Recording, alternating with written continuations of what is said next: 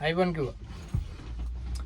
දැන් මේ හැම තැනම මේ අතනයි මෙතනයි මේ අරාසේ මේ ආසේ පොඩි තැන් වලට සෙනඟ 10ක් 15ක් රැස් කරනවා. එක්ක පාර්ලිමේන්තුවේ කෑ ගහනවා මේ ආණ්ඩුව පෙරලන්න හදනවා. ආණ්ඩුව පෙරලන්න මහ ජනතාවට නම් එහෙම මට පේන උමනාවක් නැහැ. හරිද? එහෙම උමනාවක් නැහැ මහ ජනතාවට. ඔය එක්කෙනෙක් දෙන්නේ කෑ ගැහුවට මේක බහුතර බලයක් ඇතුව පත් කරපු ආණ්ඩුවක්. හරිද? එතකොට 2 කෝටි 20 ලක්ෂයක් මේ මිලියන 22ක් ඉන්න රටක ඡන්දේ අයිතිය තියෙන මිනිස්සුත් ලක්ෂ 50ක් 60ක් ඇතිනේ. එතකොට ලක්ෂ 50ක් 60කින් අඩු ගානේ ලක්ෂ 30ක් 40ක් හරි මේ ඡන්දේ දීලා තමයි මේ ආණ්ඩුව පත් කරගත්තේ.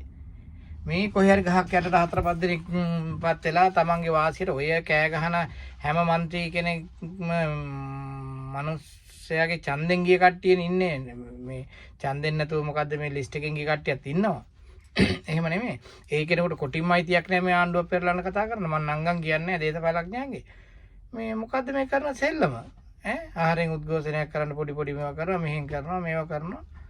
මේ ආණ්ඩු පෙරලන්න මහ ජනතාවට නම් කිසිම ඔය ඡන්දේ දීපු කට්ටියට කිසිම උමනාවක් නැහැ. දැන් කියනවා මේක පෙරලලා මෙහෙම ආණ්ඩුවක් ගන්න එක මහ ජනතාවගේ දිනුම කියලා කවුද කියලා දෙනවා.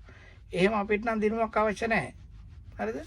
එහෙම කිසිම අවස්ථාවක් නැහැ මේ ආණ්ඩු පෙරලන්න බොරුවට මේ එක එක්කෙනාගේ මේ වොයිස් කඩේදී බොරුවට මේ දකලන්න එපා.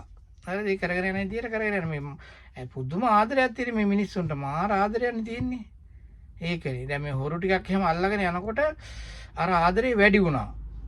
මොකද ඇත්තටම දැන් හොරා කාපුවාම මේ මිනිස්සුන්ගේ සල්ලි ඉතුරු වෙලා මහා භාණ්ඩාගාරේ පිරලා රට ස්වයංපෝෂිත වෙනවට කැමති නැතුව මේ මිනිස්සයාට ආදරේට මොකද මේ පුදුම ආදරයක් තියෙන්නේ. කෝ ඒ ආදරෙ ඉස්සර තිබුණේ නැහනේ. පාස්කෝ ප්‍රහාරය ගහපු වෙලාවවත් කට්ටිය එක්ක වෙලා මේව පිකටින් අනම්මනක් තිබුණේ නැහැ. දැන් මේ පුදුම මාර මේ දුප්පත් මිනිස්සුන්ට එහෙම පුදුම ආදරයක් තියෙන්නේ මේ දෙන්නේ තුන් දෙනෙක්ගේ මේ ආණ්ඩුව පෙරලා මේ වෙන බලයකටපත් වෙන්න.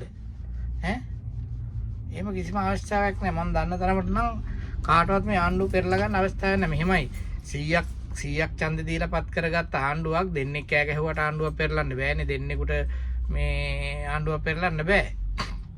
ඉතින් ඒකින්ද මේ අවුරුදු 70ක් 78ක් කරපු එක මේ ඔය අවුරුදු 5වත් නිස්සද්දව ඉන්න බැයිද කරපගෙන? කෑව හරි ආණ්ඩුව නැති කරා හරි මොනවා කරා රට වික්ක හරි මොනවා හරි අනික් මිනිස්සු 76ක් මේ විකුණලත් ඔය දැන් රටක් තියෙන්නේ භාගයට හරි ඔහෙ තියෙන්නේ. ඉතින් අවුරුදු 5 ඕන එකක් කරගන්න කියලා පොඩ්ඩක් අය නිහඬව ඉන්න බැරි. පොඩ්ඩක් මේ විවේක ගන්නකො ඔයාලට මහන්සිත් ඇතිනේ.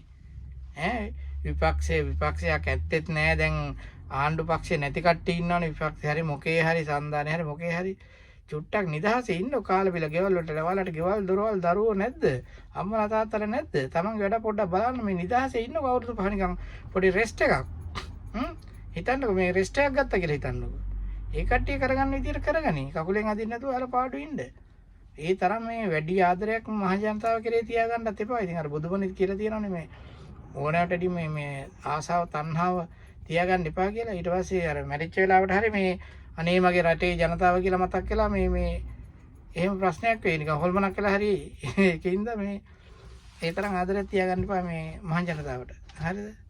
එහෙම ආදරයක් තියාගන්න එපා මේ ආණ්ඩු පෙරලන්නවත් මේවා කරන්න දෙන්න එපා. ඉතින් යාලා කරන ඉතින් ආණ්ඩු කරගනි. අපි අවුරුදු 5ක් බලමු. මේ ස්වාධීන මිනිස්සෙක් වෙන්නේ මේ බොරුවට කෑ ගහන්න නැතුව මොකක් හරි දෙයක් මේ මැදස්තව බලාගෙන මොකද වෙන්නේ කියලා. අවුරුදු 5 තුලට. හරි? එහෙනම් ජය වේවා.